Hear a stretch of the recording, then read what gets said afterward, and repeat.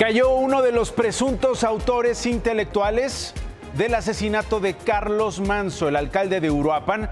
Según el gobierno federal, es Armando, el licenciado. Falta que se lo prueben. De acuerdo con la versión del gobierno, también es uno de los líderes de la célula delictiva que se desplegó en Uruapan para cometer este crimen.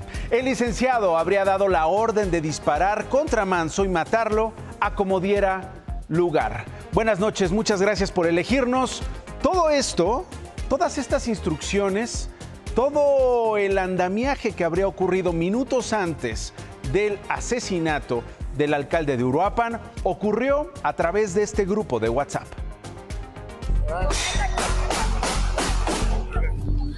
Ramiro formaba parte de un grupo en una aplicación de mensajería en el cual se planeó y coordinó la agresión en contra del presidente municipal. El secretario de Seguridad, Omar García Harfuch, informó de la detención en Morelia de Jorge Armando, alias el licenciado, señalado como uno de los asesinos intelectuales y uno de los líderes del grupo que planeó el homicidio de Carlos Manzo. Esta célula delictiva está vinculada con una célula que opera en Michoacán, afín a Cártel Jalisco Nueva Generación. Además de Jorge Armando, están identificados el tirador y los halcones. Estos últimos son reconocidos como Ramiro y Fernando Josué. Lograron escapar de la escena del crimen, pero el 10 de noviembre fueron hallados sin vida. Sus teléfonos fueron recuperados un día después. Sus conversaciones revelaron cómo se orquestó el asesinato. A las 6:06 de la tarde, Ramiro envió un video al grupo donde se observa la jardinera donde fue asesinado Carlos Manzo. Y estaba en el lugar para ubicar al alcalde. A las 7:45 de la noche, los integrantes del grupo avisaron que el alcalde ya estaba en la plaza y transmitía en vivo por redes sociales. El licenciado ordenó disparar contra Manzo sin importar con quién estuviera acompañado. Advirtió que debían matarlo a como diera lugar.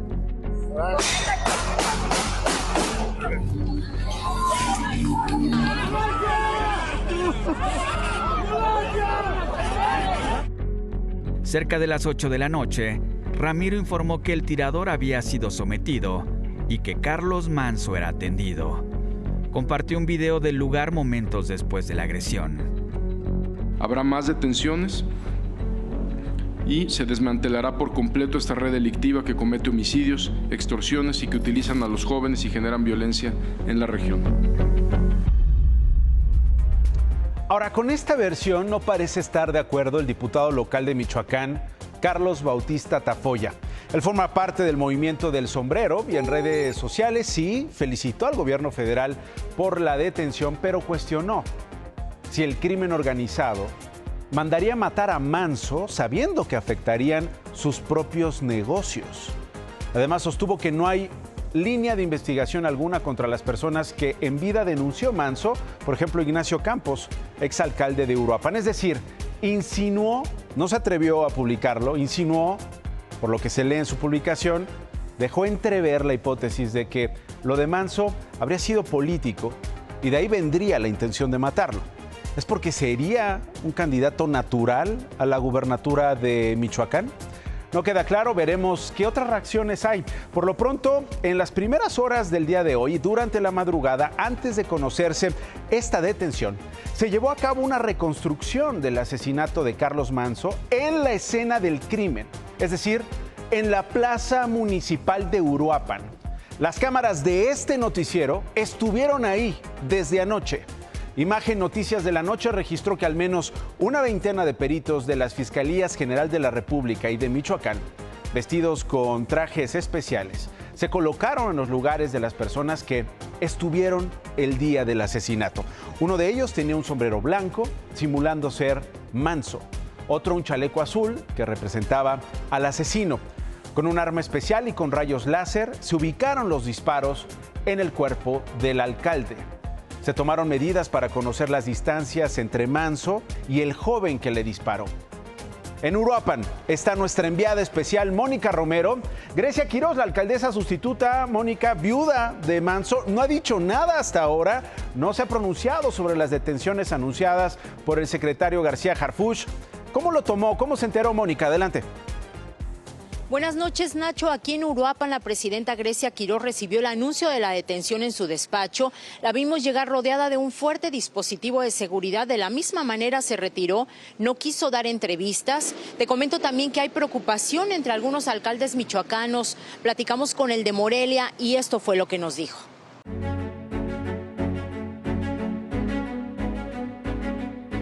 El alcalde de Morelia, Alfonso Martínez Alcázar, urgió al gobierno federal a destinar mayores recursos a las policías municipales. Advirtió que no basta con el Plan Michoacán anunciado después del asesinato de Carlos Manzo. ¿Qué pasa cuando ellos se vayan? Entonces vamos a necesitar un quinto plan. Y mientras él exigía a la presidenta, la gente de Morelia le reprochaba que los atendiera.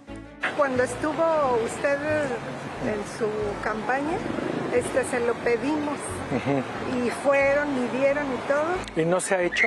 No. Martínez Alcázar dijo que ser presidente municipal en su estado es una actividad de alto riesgo, aunque varía en cada municipio. ¿Usted no tiene miedo que lo maten, por ejemplo? No tengo miedo. No, porque depende en qué estás, a lo que te dedicas, los acuerdos que haces y también, sin duda alguna, creo que la zona en la que te encuentras. Advirtió que después del asesinato del presidente de Uruapan, Carlos Manzo, y ante la crisis de violencia que se vive en el país, es probable que Morena pierda la gubernatura de Michoacán en las elecciones del 2027. Yo creo que hay varias cosas que le van a afectar a Morena. Sin duda alguna, una de ellas es esa. Otra es la muerte de Bernardo, el líder limonero. Pero otra es que la realidad los alcanzó. Hay muchas muertes en nuestro estado, en nuestro país, que dejan familias incompletas, que ellos dijeron que se iba a acabar la violencia el primer día de gobierno de Morena y pues la realidad los alcanzó. Hoy vemos que no es así. Ya en su despacho resaltó que no tiene miedo de que lo maten como a otros alcaldes de Michoacán. ¿Usted ha pactado con el crimen? Nunca. ¿Tiene usted la tranquilidad de que no exista algún video o una foto con algún narco? Totalmente. Bueno, yo me tomo fotos en la calle todo el tiempo con todo el mundo. Sin embargo, es evidente cuando hay una foto con alguien que va pasando y te pide una foto, a una foto o un video cuando estás en una fiesta, conviviendo o de alguna otra forma. Según usted, ¿quién mandó matar a Carlos Manzo? No tengo idea. Nacho, así el panorama de Michoacán. Aquí en Uruapan se respira todavía miedo y tensión. Es mi reporte. Buenas noches. Cómo no, Mónica, por supuesto también entre los alcaldes, los funcionarios públicos y miembros de los cuerpos policíacos que pues todos los días tienen ese compromiso de cuidar a la gente allá en Michoacán. Gracias, Mónica, estamos pendientes. Por cierto, hoy Gerardo Ortiz fue sentenciado en una corte federal de California en los Estados Unidos a 3 años de libertad condicional y una multa de $1.5 millones, casi 30 millones de pesos, luego de ser acusado de ayudar al cártel Jalisco Nueva Generación a lavar dinero con sus presentaciones en México. Por ahora no va a pisar la cárcel. El cantante de corridos llegó a este acuerdo después de que el artista testificara en el juicio de Ángel del Villar, su ex manager y propietario de la disquera Del Records, acusado de conspirar para hacer negocios con narcotraficantes. Un exatleta de Canadá. Él participó en los Juegos Olímpicos de Invierno en 2002. Ahora es uno de los 10 fugitivos más buscados por Estados Unidos. Estaría escondido en nuestro país. Su nombre es Ryan Wedding, un fan del Chapo Guzmán, hoy narcotraficante en el norte de América. Wedding is the former Olympian from Canada who is now the leader of a transnational criminal enterprise. De esquiador a narcotraficante. Ryan Wedding es el canadiense que cambió la nieve por la cocaína. En 2002 participó en los Juegos Olímpicos de Invierno en Estados Unidos. Hoy, ese país elevó a $15 millones la recompensa a quien aporte información para su detención. Dicen, es un nombre peligroso. Ryan Wedding is a modern-day iteration of Pablo Escobar, He's a modern-day iteration of El Chapo Guzman. He is responsible for engineering a narco-trafficking and narco-terrorism program that we have not seen in a long time. He will not evade justice. El gobierno de Estados Unidos señala a este hombre de 1.92 metros como el mayor distribuidor de cocaína en Canadá. Y con esa altura es de los 10 fugitivos más buscados, extremadamente violento y responsable de numerosas muertes en Estados Unidos, Canadá y Latinoamérica. Wedding is also accused of murdering a federal witness after he was indicted in 2024. He used a Canadian website called The Dirty News to post photographs of the witness and his wife in order to locate him, which ultimately succeeded. Hoy se sumaron más delitos a su lista, y es que la versión moderna del Chapo trafica fentanilo, heroína, cocaína, metanfetamina y otras drogas de Colombia a México, Estados Unidos y Canadá. Su organización utiliza criptomonedas para lavar las ganancias, con lo que ha logrado ocultar enormes sumas de dinero ilícito. Hoy se conoce más de sus cómplices, desde Edgar Vázquez Alvarado, quien lo protege en México gracias a sus contactos policiales, su esposa, Miriam Castillo Moreno, que le ayuda a lavar dinero. Daniela Acuña Macías es su novia colombiana, que le pasa información de sus enemigos. Hasta Carmen Baloyes Flores, la mujer que dirige una red de prostitución de lujo en nuestro país. He's being protected by the Sinaloa cartel, along with others in the country of Mexico. We will find him, and we will bring him to justice. Repito, Wedding estaría viviendo en nuestro país, por ello la Unidad de Inteligencia Financiera está investigando la estructura criminal. 10 personas y 9 empresas serán bloqueadas y denunciadas ante la Fiscalía General de la República.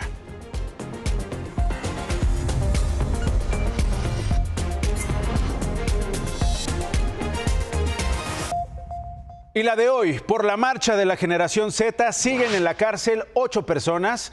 Hace 2 días, los 18 detenidos fueron trasladados al reclusorio norte. Hoy en la madrugada, 10 de ellos salieron solo para enfrentar su proceso en libertad, pues todos, los 18, fueron ya vinculados a proceso. Los otros 8 siguen en prisión preventiva, 5 de ellos tendrán una segunda audiencia el próximo viernes. ¿Qué dice la Fiscalía de Justicia Capitalina? Detalló los delitos que se les imputaron a cada uno de los 18. A 3 los acusan de homicidio en grado de tentativa. 5 enfrentan cargos por el delito de resistencia de particulares, 8 por lesiones dolosas y 2 más por lesiones y robo. En la mañanera, la presidenta Claudia Sheinbaum aseguró que debe ser la Fiscalía de la Ciudad de México quien investigue al Bloque Negro. Ese que al pasar de los sexenios no ha podido ser desarticulado.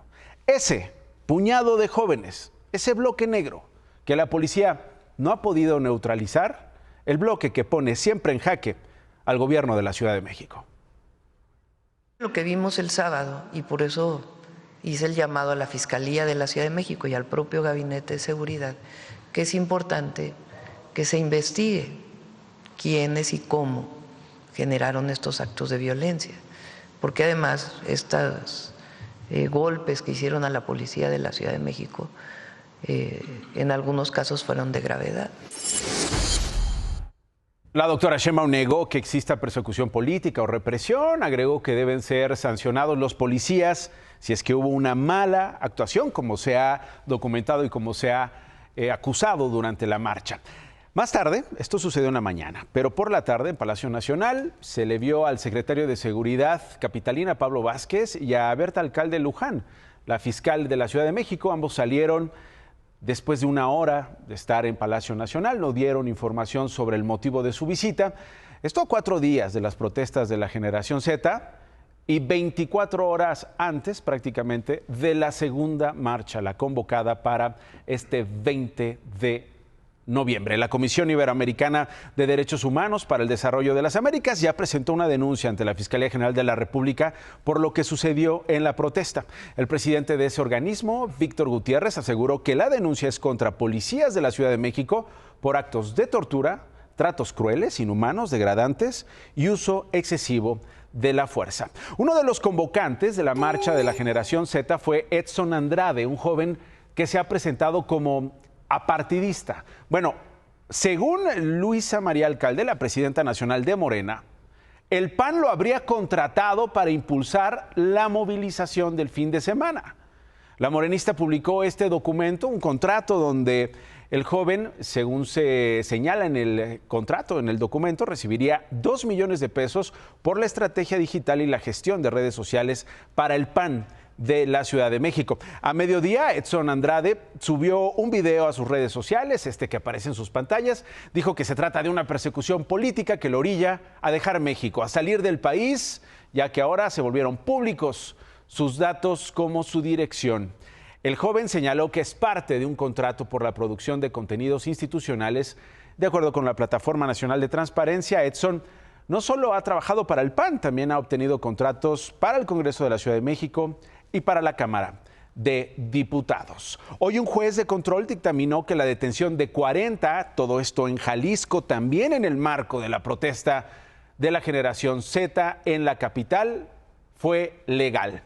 A todos se les acusa del delito de daños a los monumentos arqueológicos, artísticos e históricos y se encuentran en el penal de Puente Grande, en Jalisco.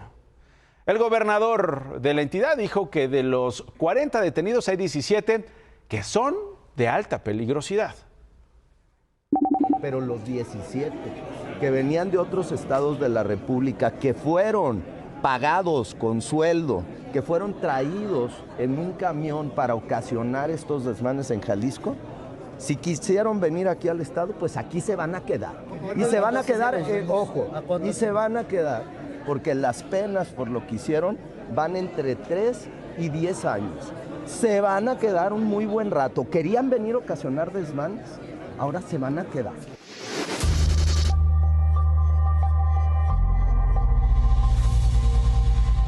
Bueno, falta lo que diga el juez, ¿no?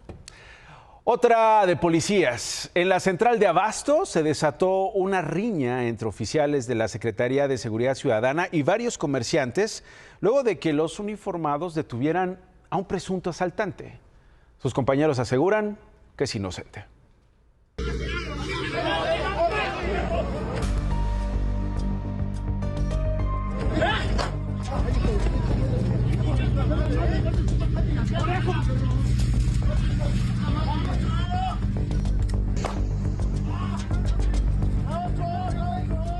Golpes, gritos, un detenido y varias versiones. Frente al pasillo AB de la central de Abasto, en la alcaldía de Iztapalapa, 2 policías se enfrentaron con varios comerciantes.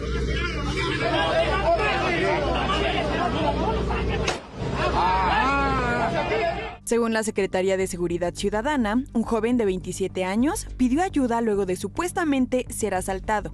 Los oficiales llegaron y detuvieron al posible implicado luego de una revisión preventiva que, aseguran, fue realizada en apego al protocolo policial.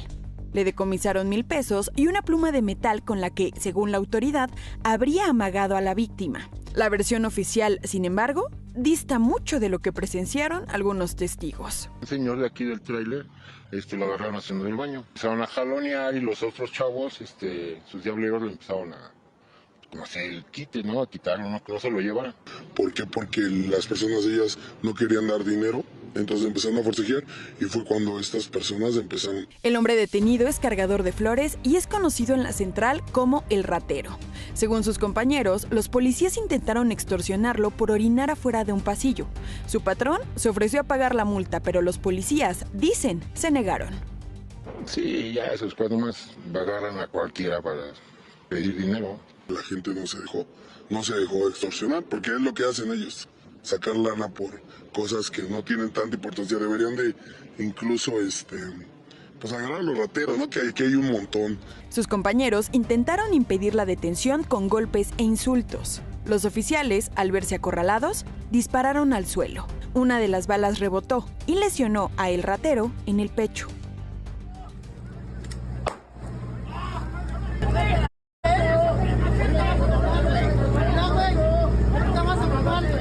La policía pidió apoyo.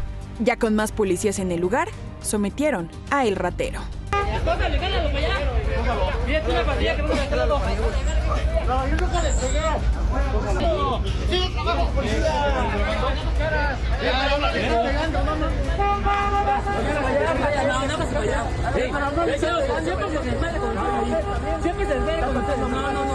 Pero mira cómo lo están haciendo, cómo lo están, grábalo, güey.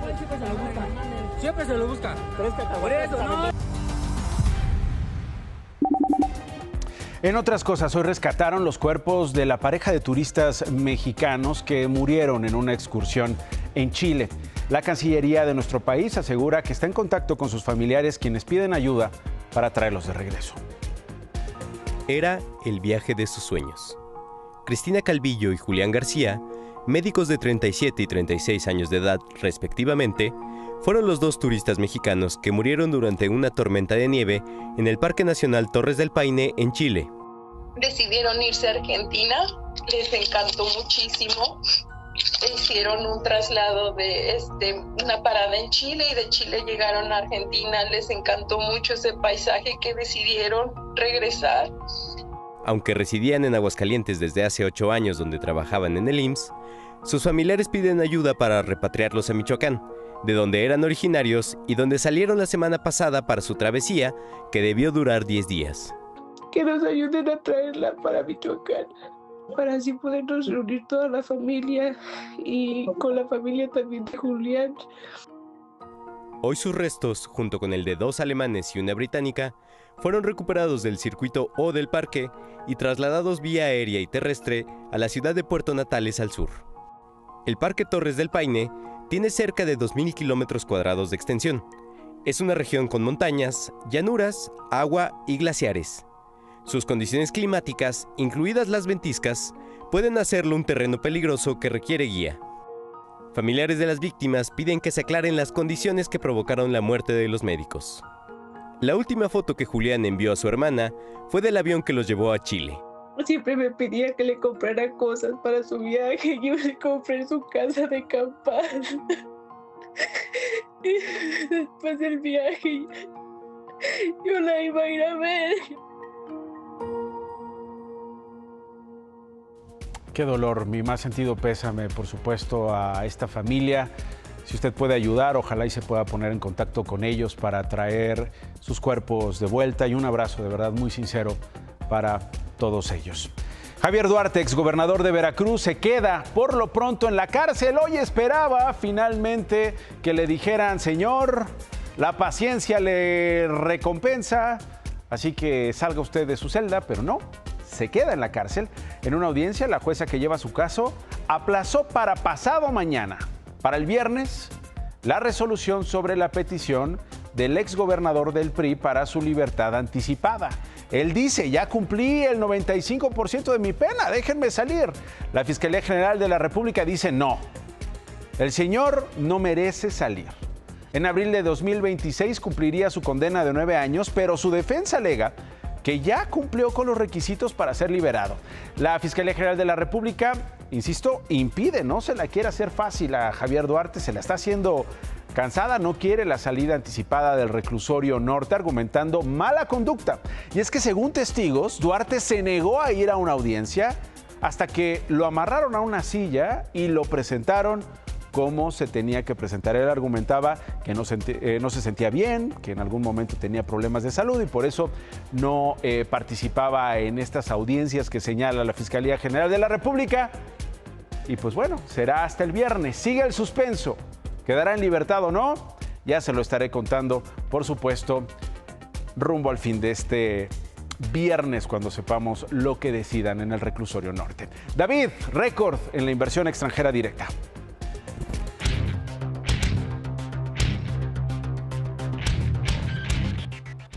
¿Quiere pruebas de que el padre del análisis superior nunca se equivoca? Yo le dije que la estrategia que estaba siguiendo la presidenta Claudia Sheinbaum, el secretario de Economía Marcelo Ebrard con los Estados Unidos era una estrategia ganadora, una estrategia que podía hacer que a México le fuera bien.